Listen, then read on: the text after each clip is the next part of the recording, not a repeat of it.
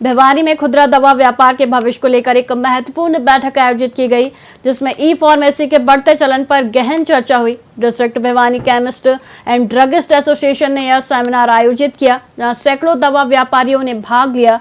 वहीं वक्ताओं ने ऑनलाइन कंपनियों द्वारा दी जा रही छूट और उसके बाजार पर प्रभाव पर चिंता जताई।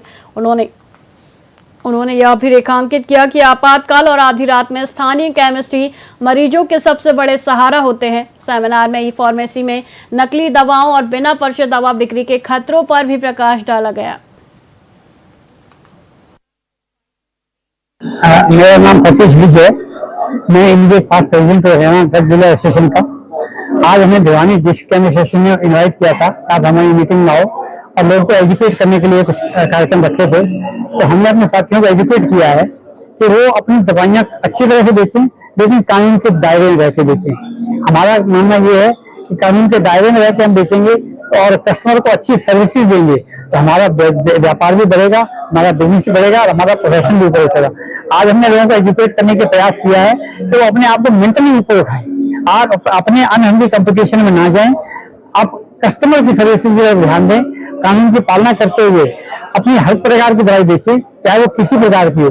सरकार की कमियों को भी हमने देखा कि सरकार ने अभी भी जो कानून पास करने का कदम बढ़ाया है कि वो सरकार जो जन औषधि केंद्र है उनको दवाइयों को रिप्लेस करके दवाई सब्स्टिट्यूट करने की इजाजत देने की योजना बना रही है। इससे हमारा सख्त एतराज है।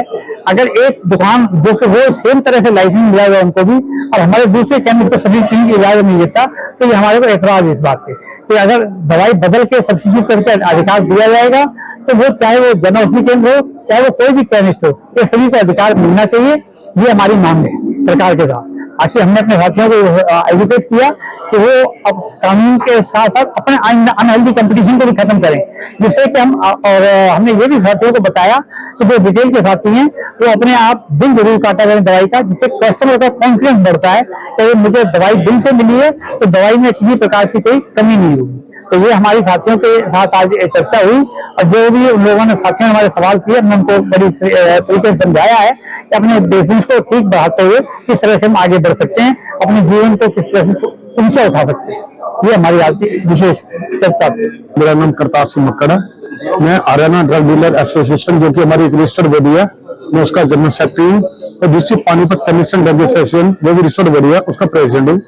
सर, आज यहाँ गवर्नमेंट भिवानी केमिस्ट एसोसिएशन ने जो मीटिंग बुलाई थी उसके अंदर हमने अपने केमिस्टों को अपने ड्रग एक्ट के रूल के अकॉर्डिंग बताया, जिसके अंदर शेड्यूल H1 की मेडिसिन और उसका रिकॉर्ड, H1 का रजिस्टर और कैश में कैसे पूरी करनी है और जो साइकोट्रोपिक मेडिसिन है उसको उसका प्रिस्क्रिप्शन लेके तभी पेशेंट को दवाई देनी है और उसका पूरे कैसे रिकॉर्ड रखना है, इस बारे में सारे केमिस्टों को उसके बारे में सारा इन्फॉर्मेशन दी।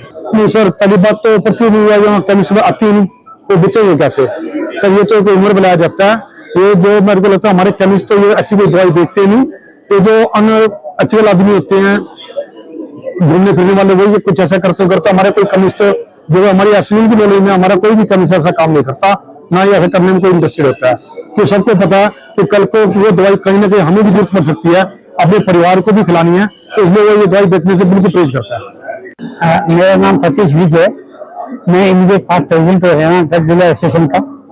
आज हमें भिवानी डिस्ट्रिक्ट केमिस्ट एसोसिएशन ने इनवाइट किया था आप हमारी मीटिंग में आओ और लोगों को एजुकेट करने के लिए कुछ कार्यक्रम रखे थे।